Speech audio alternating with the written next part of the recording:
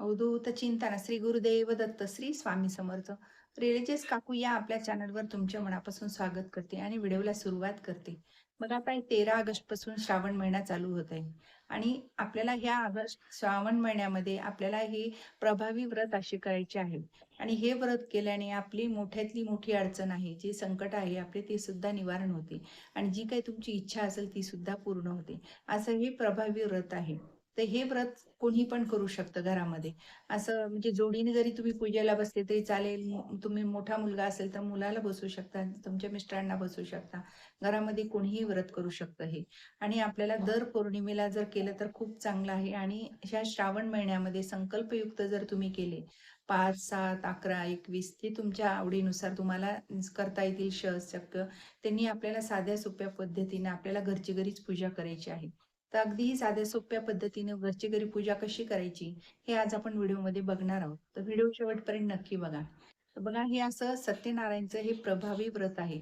आणि हे व्रत जर एकदा तुम्ही केलं तर नक्कीच तुमची जी काही मोठ्यातली मोठी इच्छा असेल ती सुद्धा पूर्ण होते. जी काही तुमची प्रगती थांबलेली असेल ती सुद्धा प्रगती तुमची आपल्या मार्गी लागते. आपल्या पैशाच्या अडचणी असतात काही वेळेस, कुठल्या ना कुठल्या प्रत्येकालाच काही ना काही अडचणी असतात, पण ह्या सुद्धा अडचणी ह्या व्रताने निघून जातात. तर हे असं प्रभावी व्रत कसं करायचं घरच्या घरी ते आपण पाहू.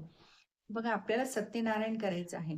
तर तुम्ही श्रावण लागल्यानंतर एक म्हणजे दर सोमवारी करू शकता किंवा एखाद्या कुठल्याही वारी तुम्ही म्हणजे आता श्रावणामध्ये वार बघायची गरज नसते. सगळे वार आपले चांगले असेल, पवित्र महिना असल्यामुळे तुम्ही कुठल्याही वारी सत्यनारायणची पूजा करू शकता.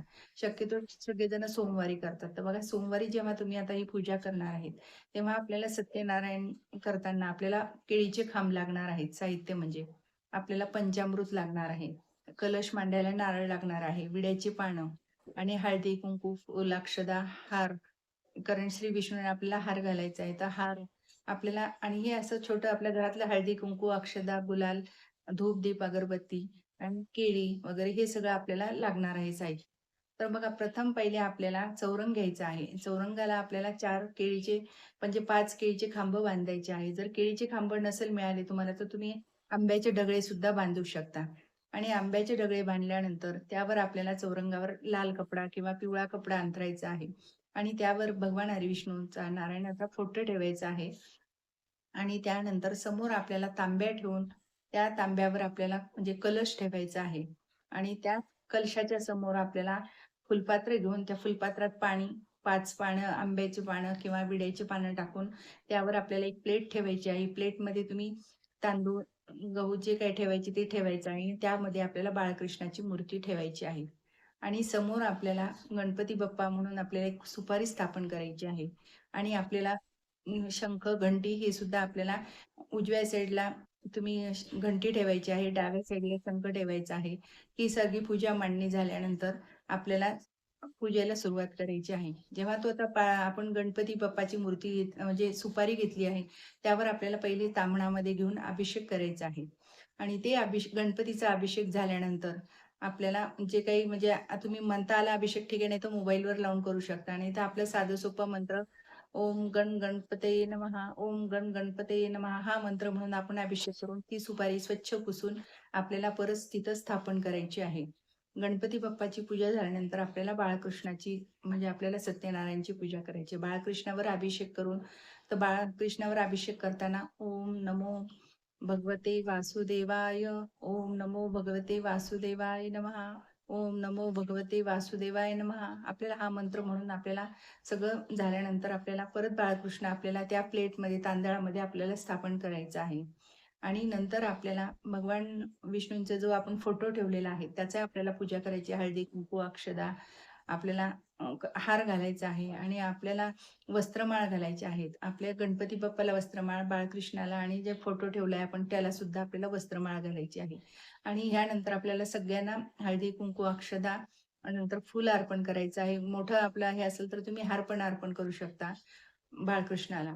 छोटा हार केला तर चालेल. आणि गणपती बाप्पाला सुद्धा आपल्याला लाल फुल अर्पण करायचं आहे.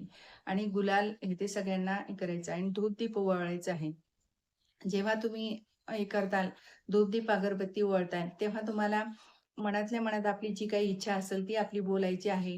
आणि आपला म्हणजे जे काही आपल्या अडचणी आहेत ते सुद्धा आपल्याला भगवान हरिविष्णूंना आपल्याला सांगायचे आहे. कारण हे आपण साध्या सोप्या पद्धतीने आपण करतोय, तर आपण साध्या भोळ्या मनानेच आपली इच्छा पूर्ण म्हणजे मागायचं आहे. आणि नक्कीच आपले भगवान हरिविष्णू, आपली माता आपली सगळी इच्छा पूर्ण करते. आणि आपल्याला अशीच जर तुम्ही आता रोज आपल्याला तुम्हाला 21 करायचे, तर तुम्ही रोज पूजा ही अशीच ठेवायची. फक्त जे काही खराब होणारी फुलं आहेत, विड्याची पानं आहेत, जे काही सुकलेली फुलं वगैरे हे सगळं काढून टाकायचं आणि बाकी पूजा समजा मांडणी तशीच ठेवली तरी चालते. पण रोज तुम्हाला जर 11-21 करायची असेल, तर ती मांडणी तशीच ठेवून फक्त जे खराब झालेलं आहे दूध, दही हे तुम्हाला पंचामृत हे तुम्हाला बदलावं लागेल. आणि बाकीचं मग आपल्याला तीर्थ म्हणून आपल्याला पंचामृत ठेवायचं आहे नैवेद्याला. आणि आपल्याला भगवान हरिविष्णूंसाठी, सत्यनारायणसाठी जो आपण शिरा करतो, तो शिरा ठेवायचा आहे.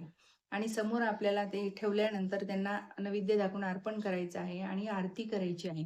तर आरती तुम्हाला पहिले गणपती बाप्पाची घ्यायची, नंतर सत्यनारायणची आरती घ्यायची आहे. तुम्हाला जर पुस्तक असेल तर त्यामधून तुम्हाला वाचता येईल, नाहीतर मोबाईलवर लावून तुम्ही ही ऐकू शकता. आणि आपल्याला नंतर जर आपल्याकडे पुस्तक असेल, तर तुम्हाला ती सत्यनारायणाची कथा वाचायची आहे.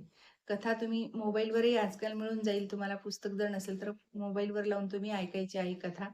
आणि हे अशा प्रकारे आपल्याला तुम्हाला रोज आपल्याला म्हणजे सत्यनारायण व्रत तुम्ही 11, 7, 11 जेवढे करता येईल तेवढे तुम्हाला रोज अशीच आपल्याला पूजा करायची आहे. आणि ही अशी साध्या सोप्या पद्धतीने आपल्याला घरच्या घरीच, ना तुम्हाला बाहेरचं बोलवायचं काम नाही, की कुणाला बोलवा, तर ब्राह्मणांना सांगायला ह्याला. जरी तुम्ही घरच्या घरी रोज केले, तर याचंही फळ आपल्याला अधिक पटीने मिळतं. आणि घरच्या घरी आपल्याला जेव्हा वेळ मिळेल तेव्हा आपण ही पूजा करू शकतो सत्यनारायणाची. हे असं प्रभावी व्रत आणि उच्च कोटीचं व्रत आहे, की तुमची जी काही इच्छा असेल ती भगवान हरी विष्णू आणि माता लक्ष्मी आपली नक्कीच पूर्ण करते. आणि ह्या श्रावण महिन्यामध्ये आवर्जून तुम्ही संकल्पयुक्त जर केलं तर खूप चांगलं आहे. 11-21 जे काही तुम्हाला करता येतील ते करा. नाहीच काही जमलं तर श्रावण महिन्यात एक तरी हे असं प्रभावी व्रत करायचं आहे, की ज्याने तुमच्या अडचणीतून आपल्याला मार्ग मिळेल. आणि आपले जे काही संकट असतील ते सुद्धा निवारण होतील आणि आपल्या घरामध्ये सुद्धा सकारात्मक ऊर्जा तयार होईल. आपल्या ज्या काही इच्छा असतील त्या सुद्धा पूर्ण होतील. आणि जास्तीत जास्त जर व्रत केले तर खूप चांगलं आहे. दर पौर्णिमेला आपण हे व्रत करू शकतो. आणि साधं सोपं आहे. आपल्याला ह्याला जास्त खर्चिक नाही. जास्त काही आपल्याला ह्याच्यामध्ये तुम्हाला असं म्हणजे बाकीच्यांना बोलवणं करणं, तुम्ही तुमच्या घरच्या पुरतं जरी केलं हे व्रत तरी खूप चांगलं आहे. आणि आपण सगळेजण हे करू शकतो व्रत घरच्या घरीच. तर हे अशा साध्या सोप्या पद्धतीने तुम्हाला सत्यनारायण हे प्रभावी व्रत करायचं आहे. नक्कीच तुमच्या इच्छा पूर्ण होणार आणि भगवान हरी विष्णू, माता लक्ष्मी तुमच्यावर कृपा आशीर्वाद प्राप्त करतील. श्री स्वामी समर्थ. जय जय स्वामी समर्थ. माझा जर व्हिडिओ तुम्हाला आवडल्यास लाईक, शेअर आणि सबस्क्राईब करायला विसरू नका.